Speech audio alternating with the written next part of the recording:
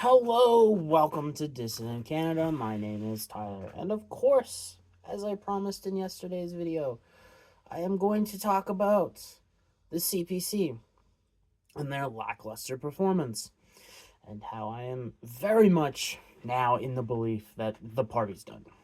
It may stick around for years or even decades to come, but I'm pretty sure they're just done.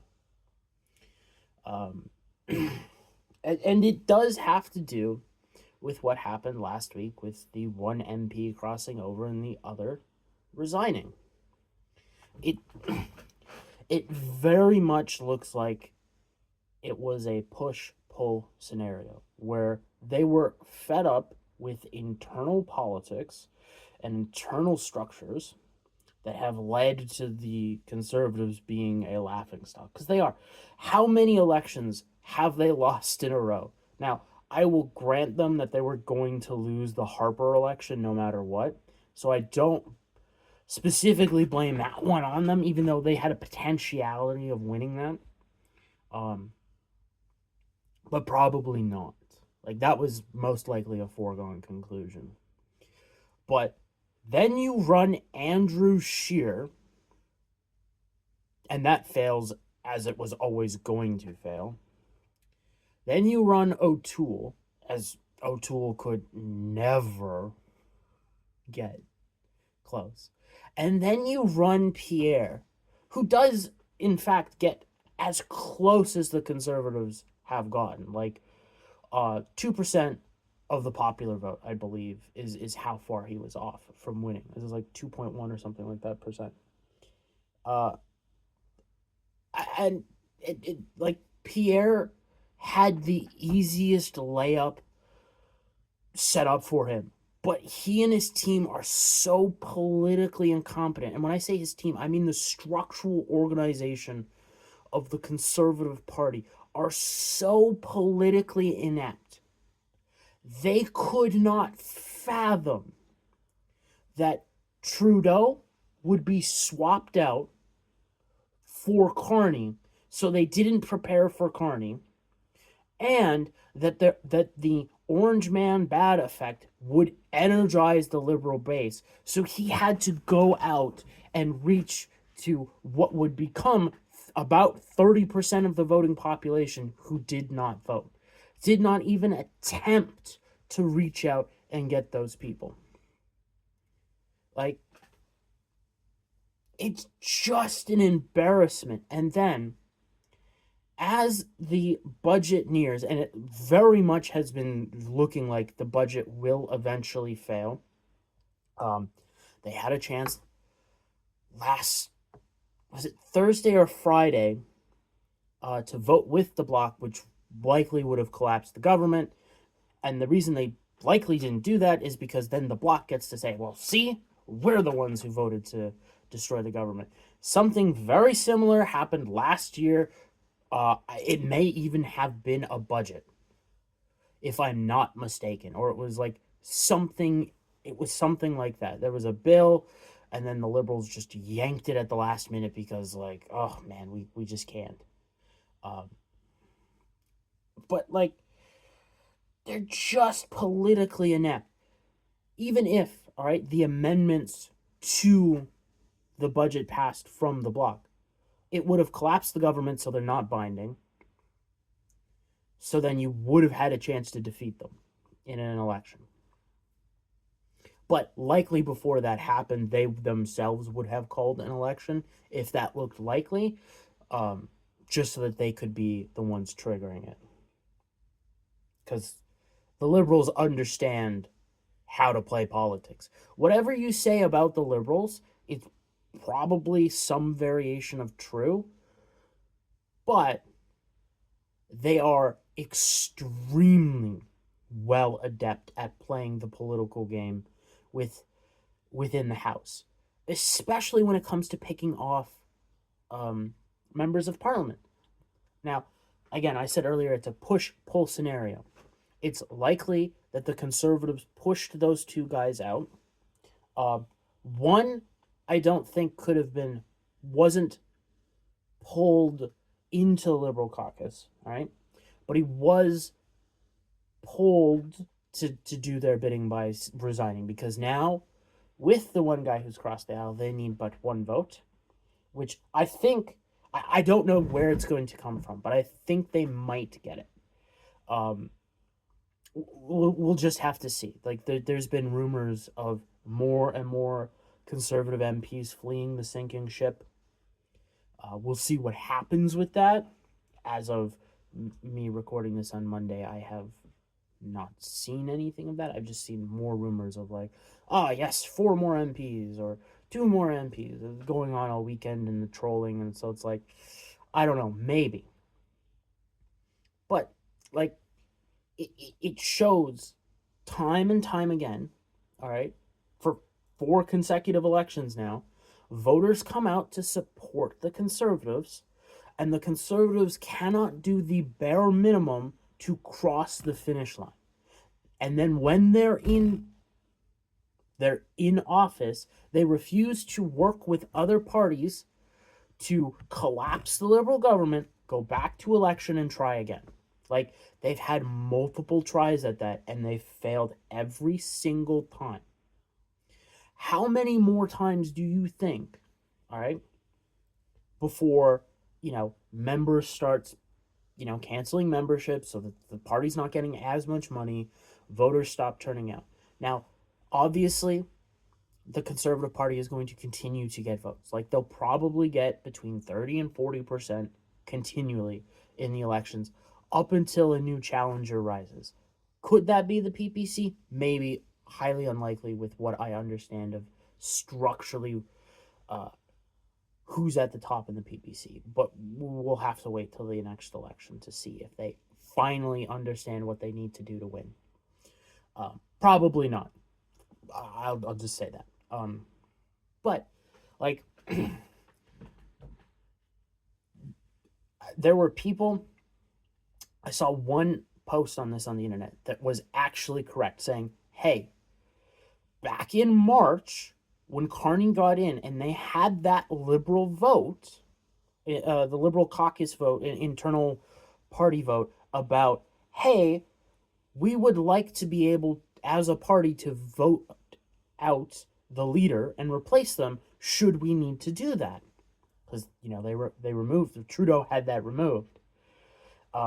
So that was a massive play that was being made to get rid of Carney early, or have a plan to get rid of Carney should the time come, because people were seeing that Carney was bad for their business. What should have happened then is a very public campaign to come and reach across the aisle and say, hey, we can make a deal with you. You come to the Conservative caucus, and we'll help you in your riding out. We'll help your people out. And then there was a whole bunch of people saying, the reason why the Conservatives lose is because they're liberal lights. And it's like, yes, that is true. But if you do this in a populist manner, and you run on pure fucking populism, you gain votes from the left and the right and non-voters, and you win. But they can't do that. Like, look at Pierre prior to getting the leadership, or in the leadership race. He was very populist in nature, okay? I would say economically close to illiterate, because he was just saying the stupid stuff that conservatives and libertarians have been saying for decades, and refusing to acknowledge that most of that stuff is failed policy and failed ideologically. But, can't talk about that. But he was out there, he was promoting crypto and being like, hey, Bitcoin's this great alternative for the young people. We should totally push this and make this more viable in Canada so that, investing in it's fine. It seems to be like it's growing momentum. It's real popular with the kids. We should totally go in this direction. Hasn't said a damn thing about it. Or hasn't really made any big public waves about it, especially in an election. Like, Trump got the crypto bros to get on board with that by saying, um, to being like very libertarian adjacent, all right, and being like, yeah, crypto's awesome, let's go, because like the crypto bros are these weird right leaning libertarian um, tech guys. They end up basically at the same place as big tech when they start talking, but like you can get them to vote for you, and you can keep them on your side by being very lenient with crypto. Um, you'd still have to clean up the scams because they would love that, but like the good projects, you just kind of leave it there. Um, anyways, but, but like what has the party accomplished in 10 years besides grifting pretty well? Now, I know there's a lot of people saying, "Oh, but it's a uniparty, Tyler. There's just controlled opposition." And to a certain extent, that's true. But your understanding of a uniparty when you think like that is limited, okay? It's a complex situation where you have multiple different power factions vying for control, and they want the control. Like Pierre and the conservatives want to have the prime ministership because that gives them the power, which then allows them to do all the, scummy stuff that the liberals have been doing. Now, they are continuing to do that now. The problem is they don't make as much and they don't control everything. If you're the ones in power, you get to make the big moves, and your special interest backers make more. It's better for them. The corruption works more for them than it does now. So when you say, "Oh, they're just controlled opposition, they're not trying to win," they are. They're just incompetent, like the Republican Party in America. They don't know how to win in America. The Republican Party, they don't know how to win without Trump. And when Trump does stupid shit, they sure as hell don't have a chance. Excuse me. When Trump is gone, the Republican Party will likely fail, like it did before Trump and after Bush. Like John McCain had no hope in hell of winning. Uh, Same with Mitt Romney. I know there's polls out there that said, "Oh yeah, Romney was gonna win by like one or whatever." It's like, no, not in a, not a chance in hell that a corporate whore like Mitt Romney had a chance of winning. Like, and to get back to the Conservative Party of Canada, again, they'll likely draw out voters, but once the boomers are gone, they'll still probably lose. I know there's a whole bunch of polling data out there that shows, yes, once the boomers are gone, the conservatives will rule for a decade. Just wait and see. Yes, they might have a demographic advantage. They may win one more election. But when they do nothing with that win or actively work against their voters, who are sure as hell, a large percentage of them, say at least 10%, are very pro-Trump.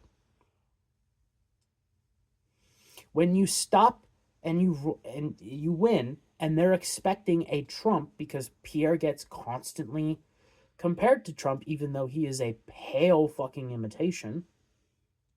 It's like the Chinese bootleg knockoff of a knockoff Canadian Trump. Like, that's how bad Pierre is. But let's say he gets in. We get a snap election and Pierre wins by the skin of his teeth. He's not going to do anything. Not anything that's not already coming down the pipeline.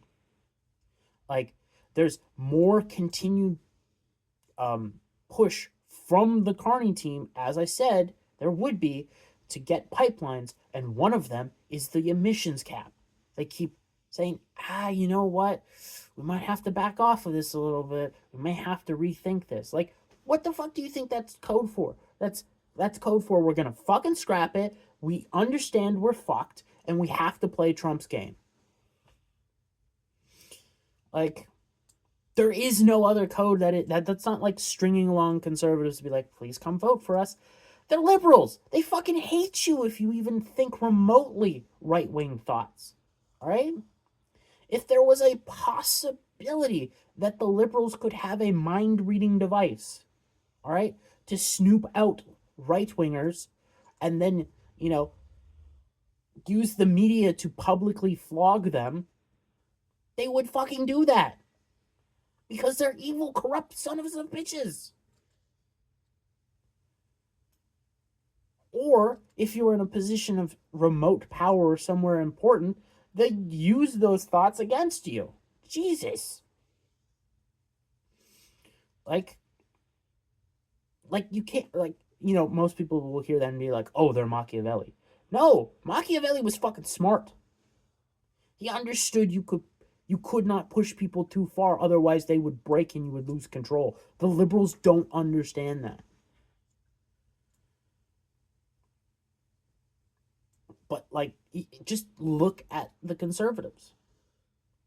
All right? Pierre has shown that he does not have 100% confidence of his caucus. What makes you... this could have been engineered from someone like Scheer, because Scheer wants another go at prime ministership. Just look at the way he acts. Look at his personal X account. He is so hard trying to be relevant, being like, come on, what, Pierre's here, but dude, I can actually win. Come on, let me go. No, he fucking can't. No, he can't. Scheer has less of a chance of winning an election than I do.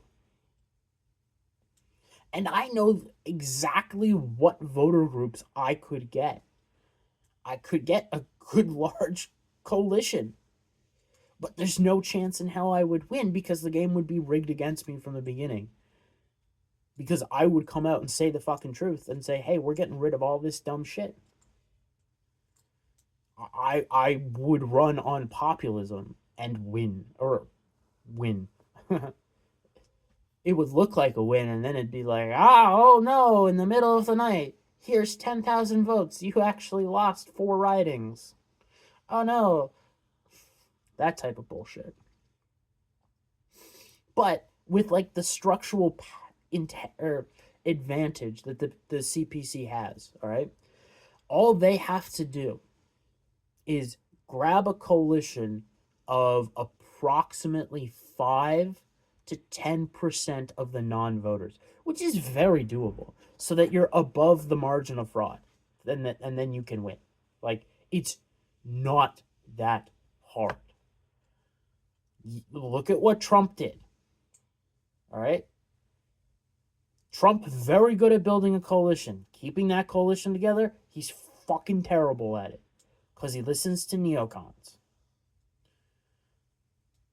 Anyways, the party may continue to exist again for decades to come, but they're going to have no real power. Let's be real. The conservatives have spent the last decade trying to figure out a way to beat Trudeau, and then when they finally get an answer, the liberals were prepared and ripped their chances away. They are structurally incompetent, and probably their political strategic team is functionally retarded. At this point, they have no fucking clue. They have no clue how to win, which is hilarious when Trump keeps showing the world how you win as a right winger, how you continue to get, groups that, the right wing in North America has struggled to garner. How do you win over, historically blue working collar that have a history, have a positive history with unions? You do the Trump thing. It's real fucking easy.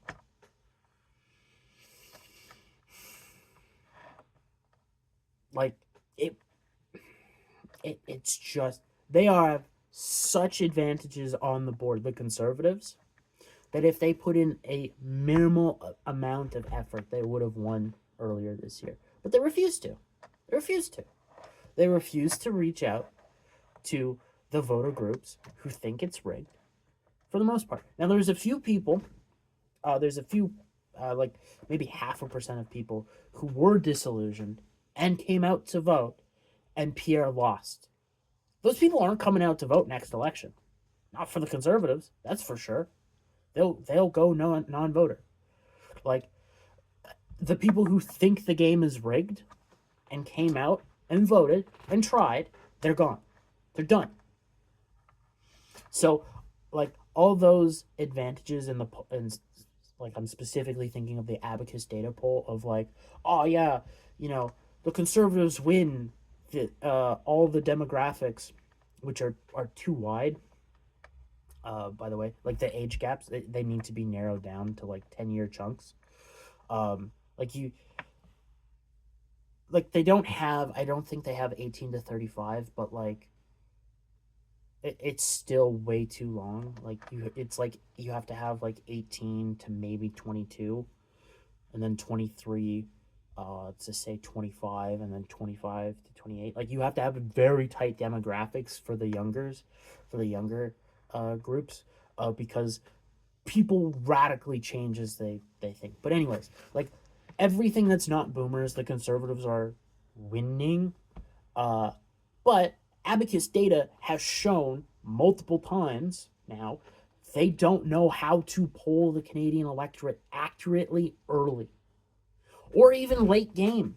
Like their poll that came out, I want to say the day before the 2025 election, was off by 2%. So the 7 days leading up to the election is when they were polling, and you're telling me that in 7 days voters either switched or decided not to vote at a rate of 2%, or they just don't fucking know how to poll Canada accurately enough. Like and when I say 2%, they were off more than 2%. 2% is the minimum viable number that polling companies should be shooting for. To be considered an accurate and good pollster, you have to be within 2% of the margin. When you are off by 2%, you're bad. Now, maybe their vote was not accounting for fraud, which fine and dandy, but that is a structural part of the system going back as far as anybody's done a vote. So if you don't know how to account for systemic fraud, again, you're a shit pollster. Like, polling is an extremely hard thing. There's science and there's art to it, okay? A lot of companies fucking suck at it because they don't have to be good at it. But anyways, like, I don't see how the Conservatives can win. They just don't know how to get the no to low propensity voter to vote for them. Hell, they don't know how to get a high propensity voter that is looking for a solution. I'm specifically talking about me because I am a higher propensity voter. Like, of the elections that have been available to me, I've missed, I think, 1 or 2 since I was 18. So and it was because there was no one to vote for. There's no structurally libertarian candidate to vote for mayor. There's no counselor I want to vote for because holy shit, they're all terrible. Yeah. So, and then there was like one provincial race where I was like, I'm not voting. Doug Ford. Fuck that. Yeah. So if they, like, I want an answer. I want to vote for someone. I like exercising my right to vote.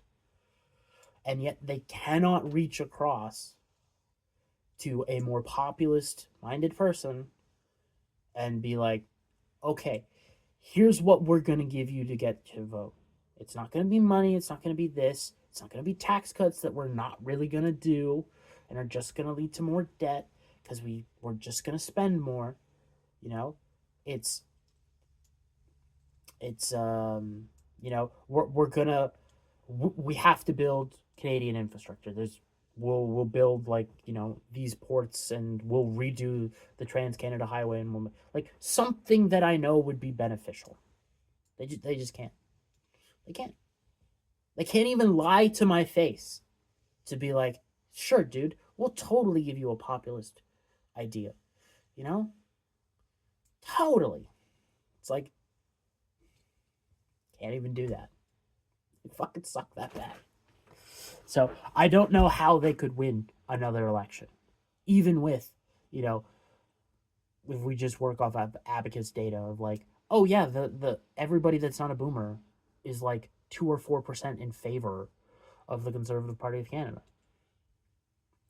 Yeah, wait till next election cycle and that fucking changes, and they're gonna be like, oh no, they didn't show up, or you just don't know how to poll.